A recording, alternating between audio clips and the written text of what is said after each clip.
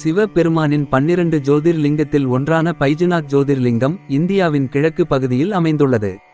இலங்கை மன்னரான ராவணன் மிகச்சிறந்த சிவபக்தன். சிவ பெருமான் ராவணனிடம் நீதான் என் தலைசிறந்த பக்தன் என்ற பாராட்டை பெற்றவர். இதனால் தன்னைவிட யாராலும் சிறந்த பக்தனாக இருக்க முடியாது என்ற கர்வத்துடன் இருந்தார். இப்பேற்பட்ட சிறந்த சிவ பக்தனான இவர் சிவபெருமானை தன்கூடவே வைத்துக்கொள்ள ஆசைப்பட்டு சிவனிடம் தன்னுடன் இலங்கைக்கு வந்து தன்கூடவே இருக்குமாறு வேண்டிக்கொண்டான். சிவ பெருமான் தன் சக்தியால் ஒரு லிங்கத்தை உருவாக்கி அதை ராவணனிடம் கொடுத்தார். இதை ஏற்காத ராவணன் எனக்கு லிங்கம் வேண்டாம் என்றும் நீங்கள்தான் என்னுடன் இலங்கைக்கு வரவேண்டும் என்றார்.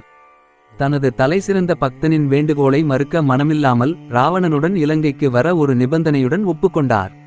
மகிழ்ச்சியான ராவணன் நான் உங்களை கைலாயத்திலிருந்து இலங்கை வரை என் கைகளால் தூக்கிச் செல்கிறேன் என்றார்.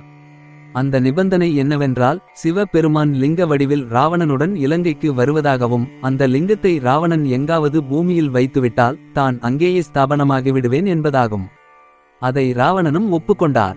இதை கேட்ட பார்வதி, முருகன் மற்றும் நந்திதேவர் சிவபெருமான் தங்களை விட்டு பிரிந்து செல்லப்போவதை எண்ணி மிகவும் வருந்தினர். இதை பார்த்த விநாயகர் தன் தாயிடம் சிவபெருமானை ராவணனிடமிருந்து மீட்டு வருவேன் என உறுதியளித்து கைலாயத்திலிருந்து புறப்பட்டார். ராவணன் அந்த சிவலிங்கத்தை தன் கைகளில் ஏந்தியவாறு ஒரு வனப்பகுதியில் நடந்து சென்று கொண்டிருந்தார். அங்கு வந்த விநாயகர் ஆடு மேய்க்கும் சிறுவனாக மாறி ஒரு மரத்தடியில் அமர்ந்திருந்தார். அந்த வழியாக வந்த ராவணன் அந்த சிறுவனை பார்த்து, யார் நீ? உன் பெயர் என்ன? இந்த அடர்ந்த வனத்தில் என்ன செய்து கொண்டிருக்கிறாய் என்றார். அதற்கு அந்த சிறுவனாக விநாயகர் தன் பெயர் பைஜு என்றும் தான் தனது ஆடுகளை மேய்க்க இந்த வனத்திற்குள் வந்ததாகவும் தனது ஆடுகள் வனத்திற்குள் மேய சென்றுள்ளதாகவும் சொன்னார். இப்படி பேசிக்கொண்டே ராவணன் பார்த்தபோது அவர் வெகு தூரம் நடந்து வந்ததால் சற்று களைப்பாக இருப்பதை அறிந்து கொண்ட பைஜு இந்த சந்தர்ப்பத்தை பயன்படுத்திக் கொள்ள எண்ணினார். உடனே தான் கொண்டுவந்த உணவு பாத்திரத்தை ராவணன் பார்க்கும்படியாக திறந்து அதை முகர்ந்துவிட்டு இந்த உணவு நல்ல வாசனையாக உள்ளது, நல்ல சுவையாக இருக்கும்போல் தெரிகிறதே என்று கூறிக்கொண்டே உண்ண ஆரம்பித்தார். அதை பார்த்த ராவணனுக்கு பசி எடுத்தது. ராவணன் பைஜுவிடம் நான் வெகு தொலைவிலிருந்து வருகிறேன், எனக்கு களைப்பாக உள்ளது, பசிக்கிறது, உனது உணவிலிருந்து எனக்கு கொஞ்சம் தருகிறாயா என கூறிக்கொண்டே பைஜுவை நோக்கி நடந்தார். அதற்குள் பைஜு தான் கொண்டு வந்த உணவை சாப்பிட்டுவிட்டார். இதனால் ஆத்திரமடைந்த ராவணன், ஏய் சிறுவனே, நான் யார் தெரியுமா? நான் தான் இலங்கையின் மன்னன் ராவணன். அது மட்டுமல்ல, நான் தான் தலைசிறந்த சிவபக்தன் என கோபமாகவும் கர்வத்துடனும் சொன்னார். உடனே பைஜு மன்னித்து விடுங்கள் மன்னா என்று கூறிக்கொண்டே தான் கொண்டு வந்த நீரை பருகினார். உடனே ராவணன், சிறுவனே, அந்த நீரையாவது எனக்கு கொடு, நான் கொஞ்சம் களைபாரிக் கொள்கிறேன் என்றார். அதற்குள் பைஜு அந்த நீரையும் பருகி முடித்துவிட்டார். பைஜு, மன்னரே, நான் கொண்டு வந்த நீர் தீர்ந்துவிட்டது, இங்கு அருகிலுள்ள ஓடையிலிருந்து உங்களுக்காக நீர் எடுத்து வருகிறேன் என்று கூறிவிட்டு அங்கிருந்து கிளம்பினார். தனியாக சென்ற விநாயகர் வருணபகவானை அழைத்து ஒரு குளத்திலுள்ள முழுமையான நீரையும் ஒரு குவளையில் வைத்து தருமாறு கேட்டார். உடனே அவரும் அவரது சக்தியால் ஒரு குவளையில் நீரை வரவழைத்து கொடுத்தார். அதை வாங்கிக் கொண்டு வந்து ராவணனிடம் கொடுத்தார்.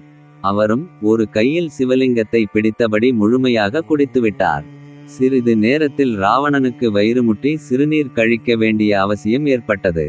பைஜுவிடம், சிறுவனே, நான் அவசரமாக சிறுநீர் கழிக்க வேண்டும், என் சுவாமியை அழைத்துச் செல்லக்கூடாது, எனவே சிறிது நேரம் இந்த சிவலிங்கத்தை நீ வைத்திரு, நான் வந்து வாங்கிக் கொள்கிறேன், எக்காரணம் கொண்டும் சிவலிங்கத்தை தரையில் வைத்துவிடக்கூடாது என்று சொல்லிக்கொண்டே பைஜுவிடம் சிவலிங்கத்தை கொடுத்துவிட்டு வேகமாக சென்றார். பைஜு சிவலிங்கத்தை வாங்கிவிட்டு, மன்னரே, நானோ சிறுவன், என்னால் நீண்ட நேரம் பிடித்து கொள்ள முடியாது, சீக்கிரம் வந்துவிடுங்கள், தாமதமானால் நான் சிவலிங்கத்தை இங்கேயே வைத்துவிட்டு சென்று விடுவேன், பிறகு என்னிடத்தில் கோபித்துக் கொள்ளக்கூடாது என்றார்.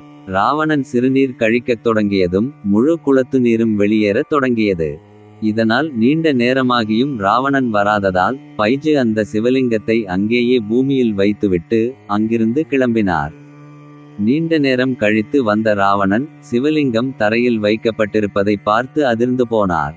தனது முழுபலத்தையும் உபயோகித்து அந்த சிவலிங்கத்தை தூக்க முயன்றும் முடியவில்லை. இதனால் ராவணன் மிக கவலையுடன் அங்கிருந்து புறப்பட்டு இலங்கைக்கு சென்றுவிட்டார். இதனால் சிவபெருமானும் ராவணனிடமிருந்து விடுபட்டு மீண்டும் கைலாயத்திற்கே சென்றுவிட்டார்.